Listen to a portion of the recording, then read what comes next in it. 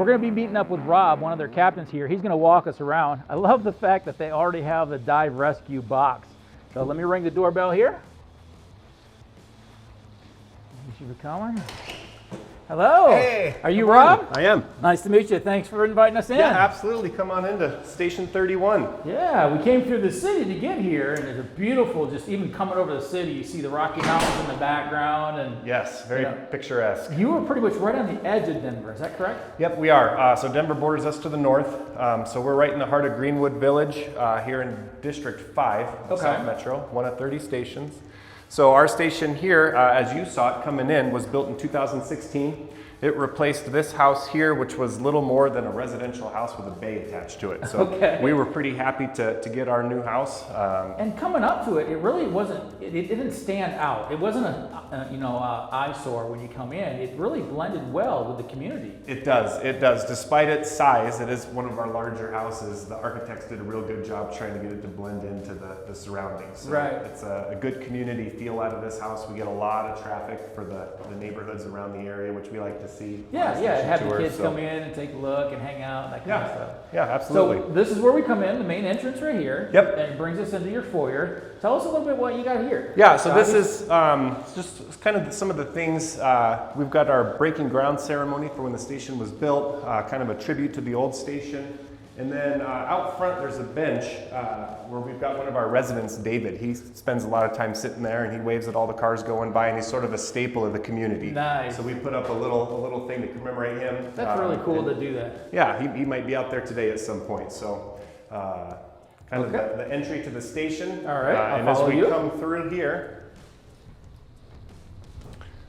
this is sort of the main corridor of the house. So we've got some pictures of different events and calls and scenes. We see this a lot as we travel across America and we look at the different firehouses. It's very important for them to, put up some of their photos. Yes. And not have canned photos or, purchase photos, because it shows the history of what you guys have done. Yep. And where you're going. Yes. History is important, and it's also, it's a home away from home. So we're spending a third of our lives at the firehouse. So we want our members who are stationed here and housed here to feel a sense of ownership and pride and home. It's like putting my kids up on my wall at home. Exactly.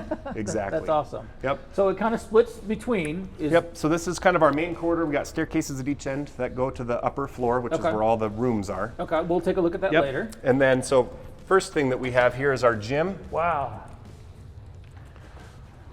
This is a state-of-the-art kind of gym. It is. We feel real blessed to have the equipment that we do. So most days we can get in here. If we can, we like to work out as a crew. We'll talk about who's stationed here, but we have an engine, a medic, and the dive rescue. Okay. And the engine and medic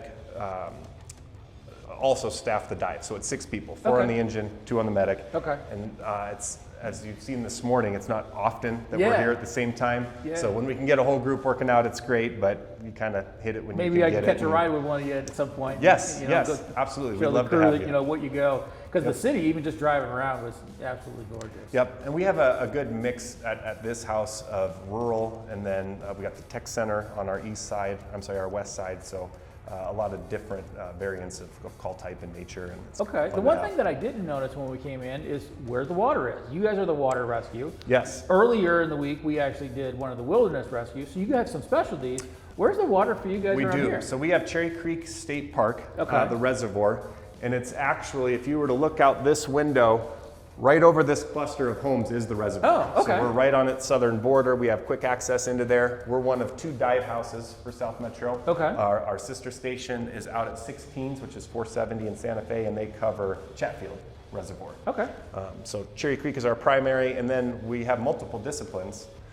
So we'll cover swift water and ice rescue as well. So there's a lot of little bodies of water throughout the district that you can run into. Right. Those other call types. Yeah, and you have to train for all those. When you become a fireman, you don't think of doing dive rescue, doing wilderness rescue. These are all specialties that firemen have to kind of learn. Yes. So there are.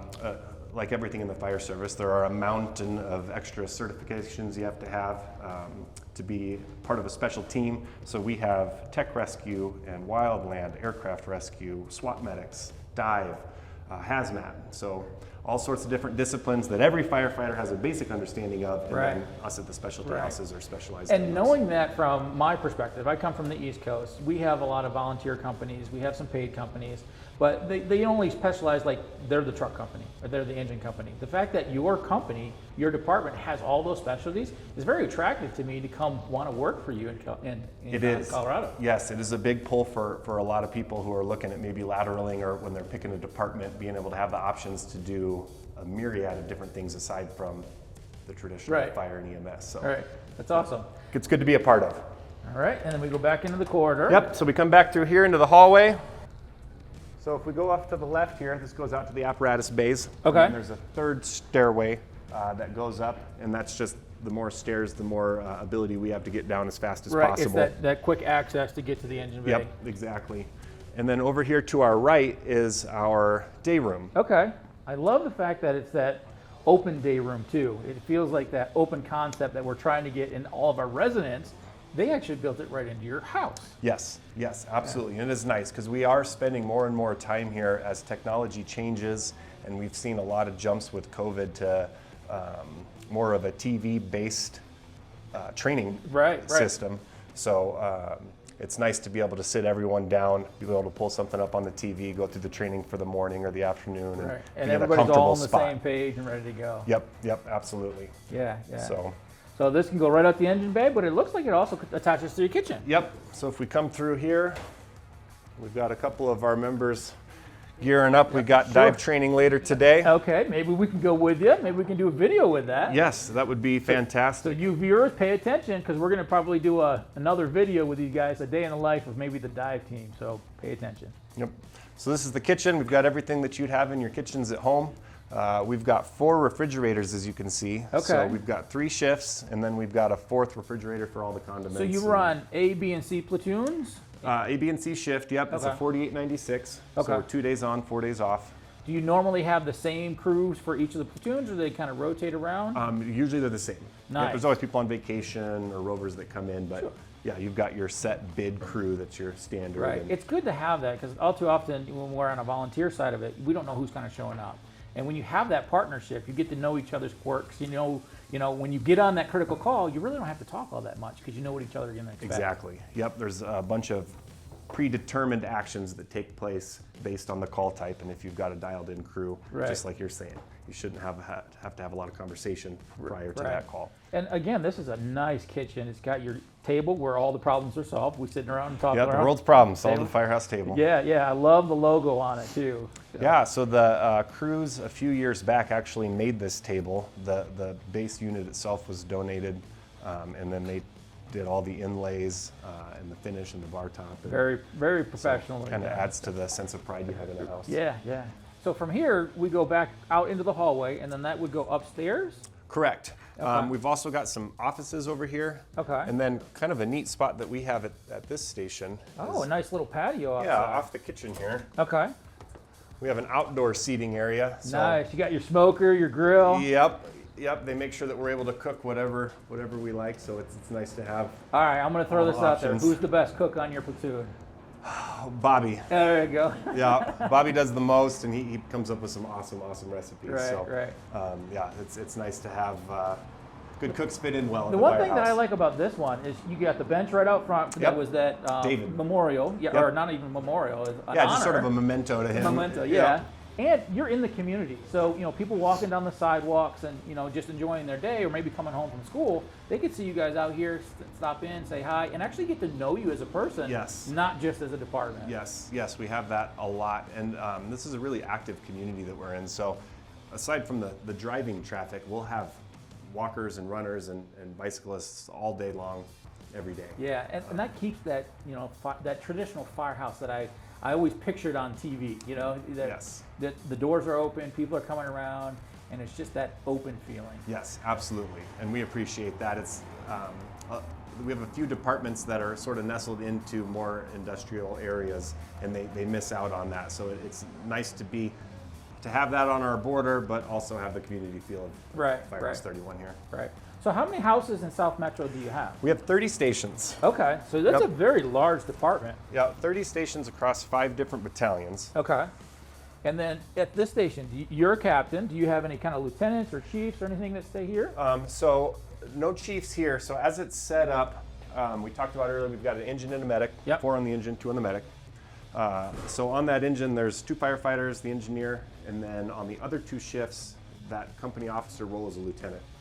And then that is divvied up. There's a spreadsheet that we have that they sort of kind of try and disperse the captains across the shifts and across the district. It's good to have that leadership on a shift too. All too often when, even back home, and I'm not knocking my home in any way, make sure I understand that, but we kind of miss that leadership. We're so busy doing our jobs, you know, we're going out on the calls and that kind of stuff. Those leaderships aren't there. To have that in here rather than in a administrative building is a pretty cool thing to have. Yes, it is, and it's nice. And so the captain, what really differentiates them on day-to-day operations from the lieutenants is the ability to man the station, to manage it. Yeah. So interactions with fleet and facilities and finance all goes through the captain, so you're able to sort of build a feel that is on board with what the crews like and appreciate. And that's awesome. It is. It's nice. So to this have is kind of your watch room. This is what I would call it back home. Correct. Yep. Okay. Yep. So the firefighter and paramedic office is here. So we've got computers so they can do all their day-to-day stuff, check email.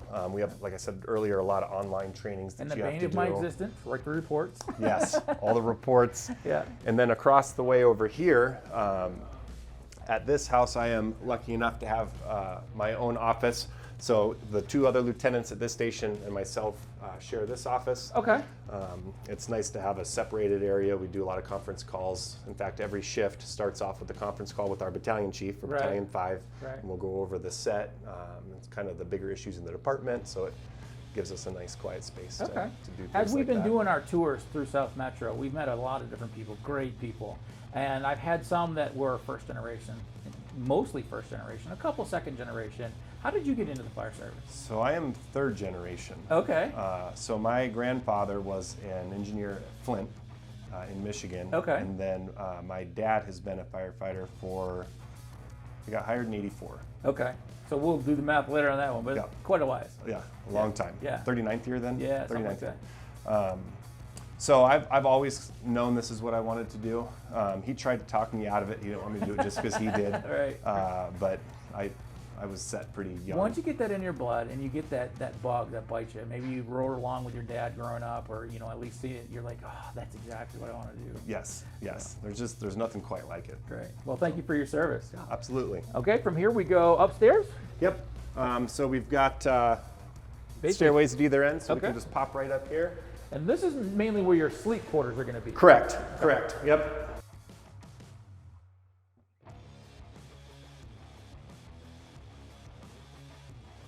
So we've got bedrooms and bathrooms up here. It's kind of a nice setup. So we've got all down this hallway, bedrooms that are bookcasing, a bathroom in the middle. So like a Jack and Jill kind of bathroom. Yep. You just don't enter from the side. Yep, exactly. Okay.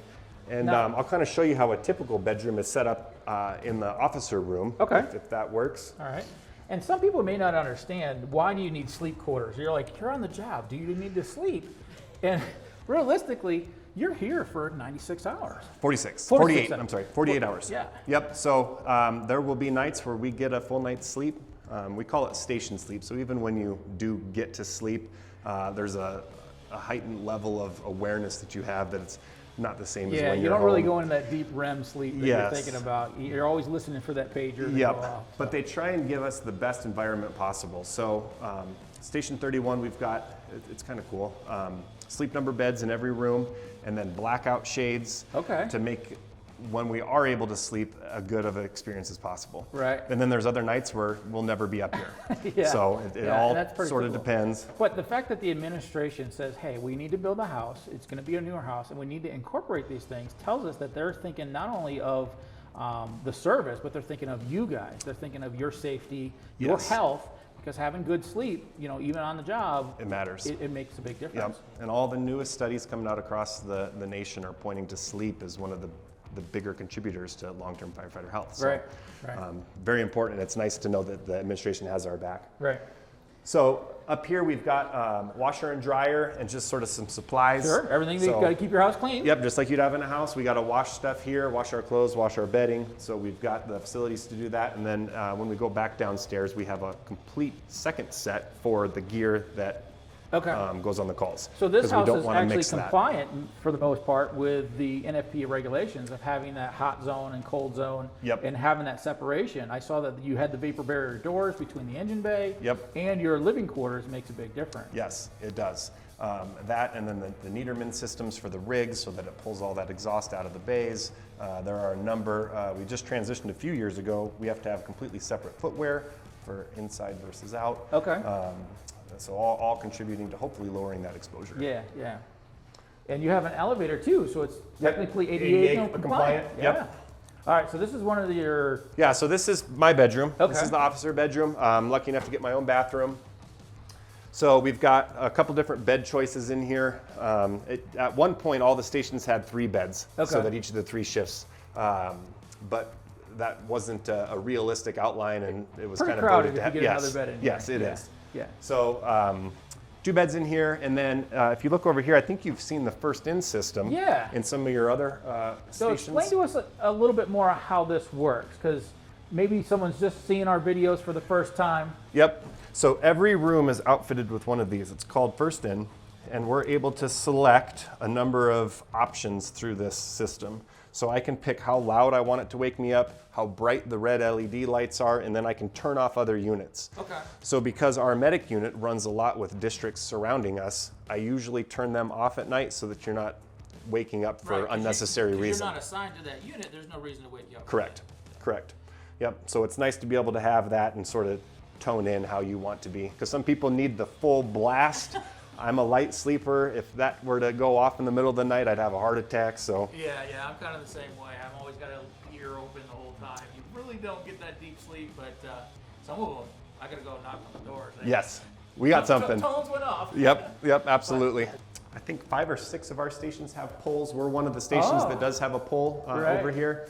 We don't use it a whole lot because you have to walk right by the stairs to get to it, but it's cool for the station tours for people to see. And it kind of gives you that traditional firehouse. Yes. You know? Is a firehouse without a fire pole? Some of the new stations that are coming out, they actually have slides and things like that. So I'm interested to get a hold of one of those, but I love the fact that you have it here. Yep, it is pretty slick. Across the way, our station 35 has a 3-story pole, which is terrifying.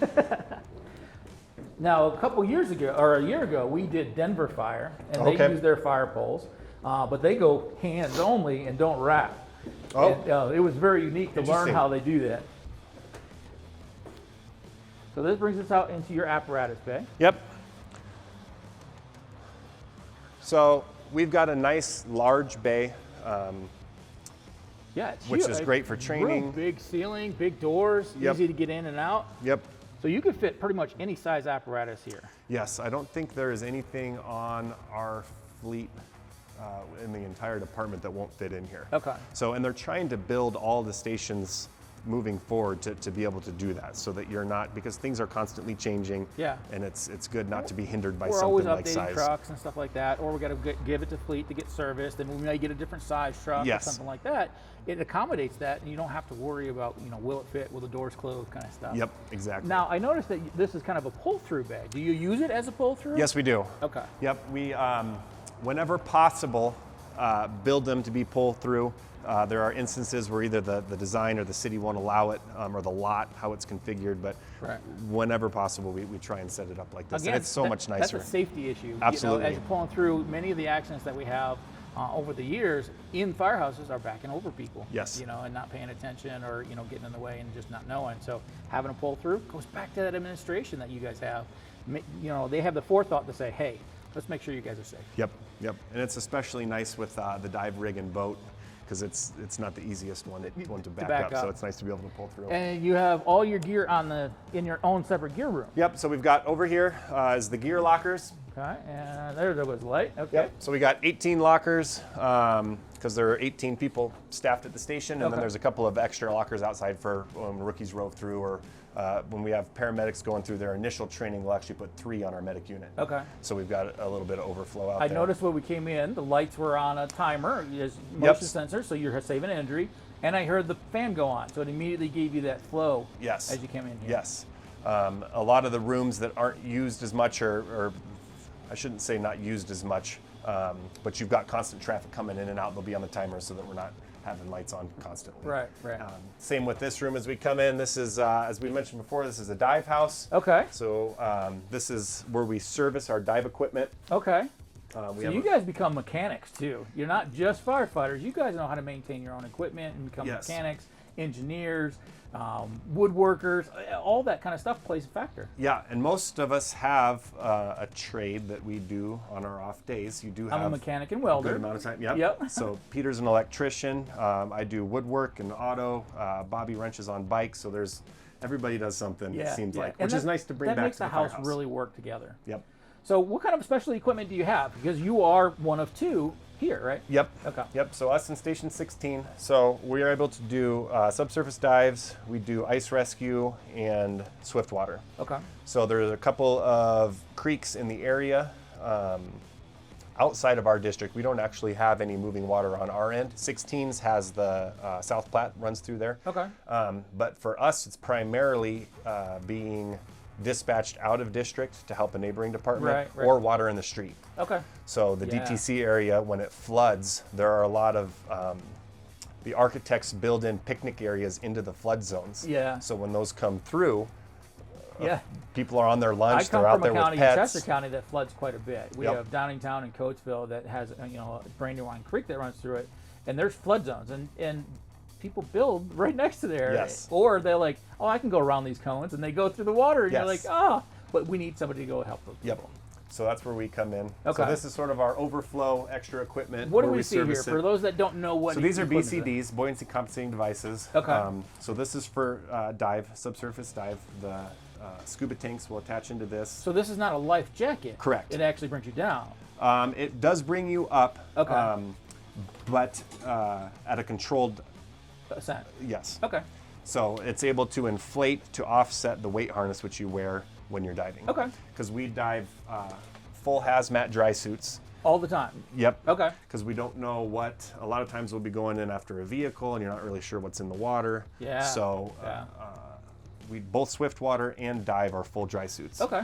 And the swift water came from the boulder floods. When we responded to those, there Right. was a lot of gross things in the water and people came back with terrible rashes and Yeah. some people had to be hospitalized. So Okay. we just try and keep that off of That our makes skin. sense. To make sure you guys are protected, you're going to go out probably on multiple calls. You don't know the water, Yep. So that makes perfect sense. Yep.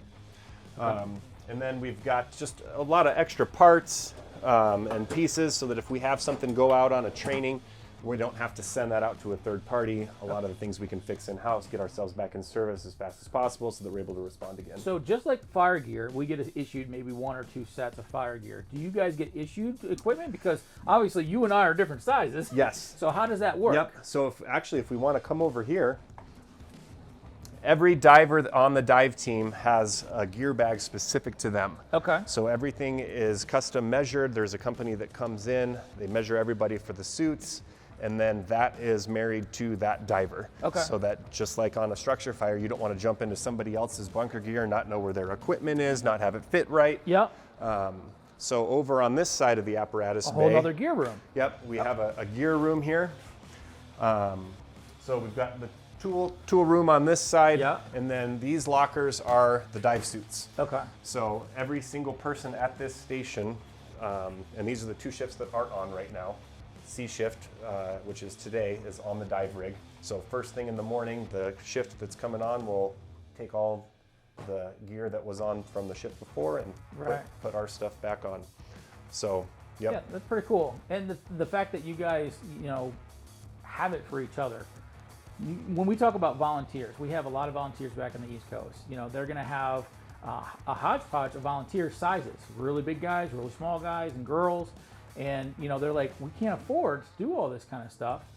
So they're going to do it the best they can. Yep. But with a department like this, that you guys are consistently, pretty regularly going out, having this is very, very important. Yes, it is. And diving in swift water specifically is probably one of the more dangerous things we do. Even on a fire, if things start going south, you're able to get out into a non-ideal environment. Right. As soon as you jump into a river, you're at that river's mercy until you can get yourself out. Yeah, and having gear that's too big for you or anything like that is really going to hinder your safety and the potential success of that rescue. Yep, absolutely. And the same thing goes for ice. Nobody wants to be below the ice in a suit that's malfunctioned or isn't properly checked. So they take great care to make sure that we're all in our own stuff, and then the onus comes back on us to make sure that that's maintained properly. Okay. So the next thing that we're going to look at is going to be your apparatus bay. You got a couple different apparatus. Is there anything else in the house before we continue to the apparatus bay? Yeah, well, if we go across the bay again. Okay.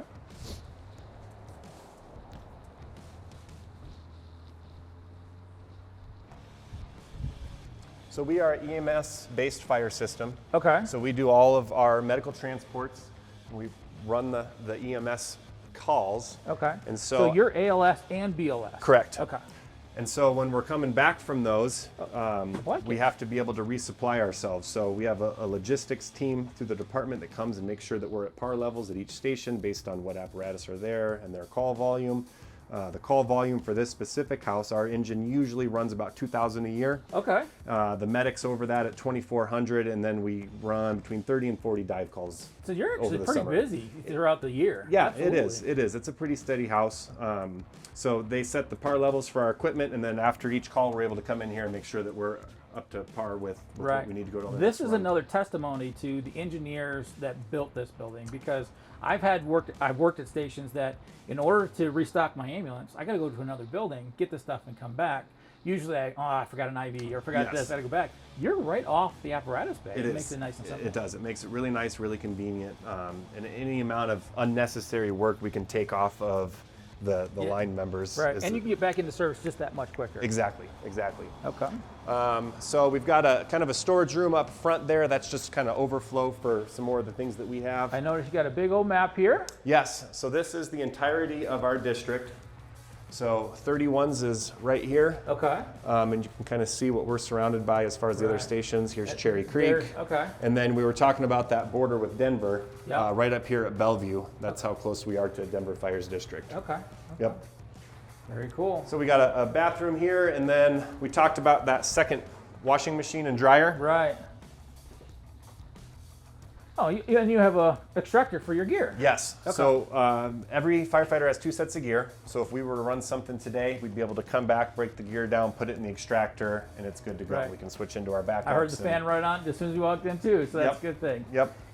I like that the houses are now incorporating extractors. Yes. When I started, in order to get your gear clean, either you threw it in a regular wash machine, you tore it all apart, you did a regular wash machine, or we had to send it out. We had to send it to a third-party vendor to get that out, and then my gear would be out for 2, maybe 3 weeks before I get that back. Yep. Now we have the opportunities with just some basic technology to do it right and do it properly. Yep.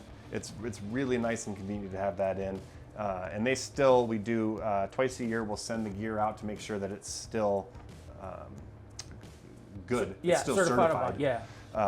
But being able to wash after an incident is really nice to be able to do in-house. Yeah, most recently we went down to South Carolina, in Greenville, South Carolina, and did a conference about PPEs and learned all the different things. And they showed us how to, inspect your gear and that kind of stuff. Yep. Do you guys then have a professional on your staff that would do some of that inspection, whether you're for your swim gear or? So we have a PPE committee. Okay. But they work with third parties. Okay. They're not actually inspecting it themselves. Okay. With right around 500, so 1,000 sets of bunker gear. That's almost a full-time job. Yes, you would. So Right. we send it all out, and they just sort of coordinate when they come pick up and drop off, so that they're and it's really nice. They're only gone over a 4-day. Okay. So whenever our day is, I drop it off as we're going home, and when we come back in, it's waiting for us. That's really cool. Yep. Yeah.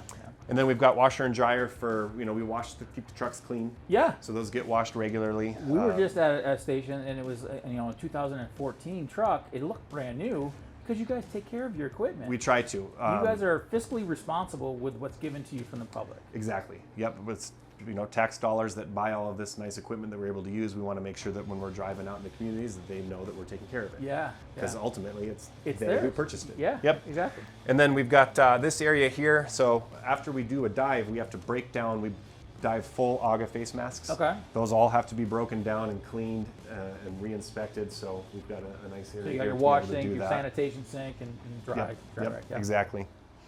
So that's it for the actual house, and then this brings us back into that door that was right next to the offices. Okay.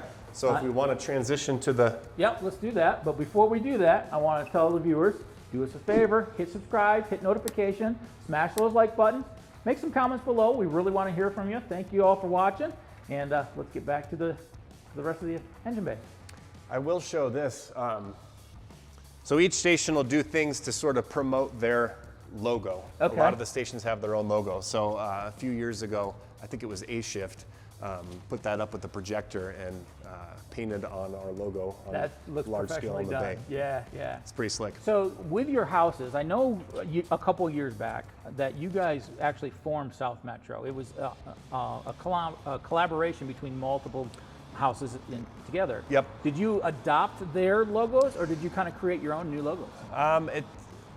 It's a mix. Okay. Yep. So some of the logos sort of didn't apply anymore, whether it would be the station numbers changing or where they are in relation to the rest of the department or what specialty houses are there. Yeah. So logos have changed. This logo for us happened after the Parker South Metro merge and was thought up by the dive team that is still the dive team. So yeah, it's original to us. And did one of your crew members come up with that design? Yep. That's so awesome. Yep. Yeah, it's pretty cool. All right, so in the engine bay or apparatus bay, you have a medic unit, Correct. which is what I'm used to riding in. That's my bread and butter right there. Do you know what year, make, model this one is? I do not. Okay. So we are, this is a 2000, I think they're all 450s or 550s. Okay. We've got Ford and Dodge chassis. I believe this one is a Ford, yes. Okay. And it is just coming up on its replacement schedule, as is our engine. So this is probably an E450. Yep. It's got the, it's made by EVA, I think that's what he said it was, and like a Tomahawk version of it. Yep, we have that, and then PL Customs is another one that we had a lot. And we've had to change because for a while, Ford wasn't making a diesel drivetrain for a box chassis, and then we were finding that the gas motors were underpowered, and then there's always some sort of a change. Yeah. So and now the supply issue is going to be a big thing. So regardless of what platform it's sitting on, we try and keep the box itself as a standard. Okay. Yep. And then what we got behind us? And so this is actually a reserve apparatus. Okay. Normally we run a Pierce Velocity. Very good cab. I love that cab. Yeah. Very popular. So this is, like I said, a reserve. Our normal rig is just going in for some preventative maintenance. Okay, so you guys have some vehicles, when it goes out for maintenance, to bring back here. So you don't have to go out of service. And me just looking at this as a lay public coming in, it looks like a brand new engine. Yeah, we are lucky to have a pretty robust reserve apparatus bank so that even when we're in a reserve, it's a nice rig. It's a nice ride. Yep. Yeah. Yep. Okay, and then in the third one. Yep, so this looks like a rescue. So this is your water rescue. Yep, so this is dive and water rescue. So we've got this rescue, which we actually purchased from a department out east. This rig was at 9/11. Wow. So there's a picture here on the side of the rig of it at ground zero. Right. So we picked this up, converted it into our dive rescue, and it's kind of a neat talking point. And then if we go this on is one of the kind of rigs that you want to keep on for a long time. Yes. You know, even if it goes out of service, you can almost use it as a showpiece because it has that history of going to 9/11. Yep, absolutely. And we even kept ghost decals of what it originally was here. Long Island, New York. So, kind of respect the heritage of the rig. And that's a testament to you guys as firemen and ladies, fire people, that you respect each other across the board. Yep. You know, just because we're in different departments, just because we're in different locations, whether it's on the East Coast, West Coast, Midwest, we all know each other to a certain extent. We all know what we've gone through. And the fact that you guys are honoring a 9/11 basically memorial for what's going on, that's pretty special. Thank you for doing that. Oh yeah, absolutely. It's you know, everyone in our profession is to some extent like-minded. I mean, you have to want to help others, and so that kind of carries through the culture of the American Fire Service, and it's just neat to be a part of that. and share that with others. So then this pulls 19-foot Boston Whaler Guardian. Okay. So this is our dive boat, and we have everything on here set up to be able to do a full dive from the rig. So if it's a shore-based or a boat-based dive, it's one of the first things we need to know coming into a scene. So the battalion chiefs in the area, the safety officers, they all know that. Okay. That's one of the first things they're trying to get. Because you got to figure out where a launch point would Correct. be. Right. Yep. So do we need to launch it, or do we need to go to another part of the park Okay. and set up for a shore-based dive? And 200 feet is that marker for us. That's how long our comm ropes are. So if it looks like it's going to be longer than 200 feet from shore, Okay. we set up for a boat. Now I noticed you have it pre-connected. Do you always leave it connected, ready to roll, or do you kind of use it both ways? Yeah, so during the boating months, so long as the docks are in the local reservoirs, it stays connected. Okay.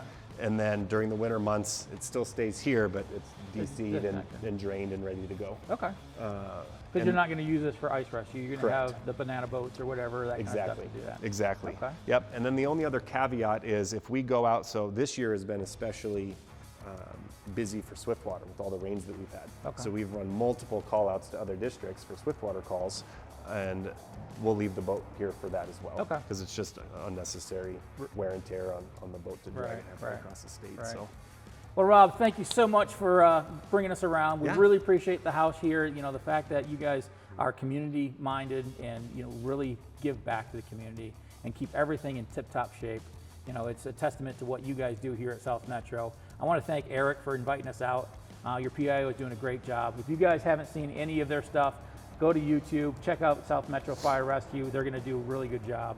Thank you all for watching. Once again, do us a favor, hit subscribe, hit notification, smash those like buttons, and we'll see you again next week.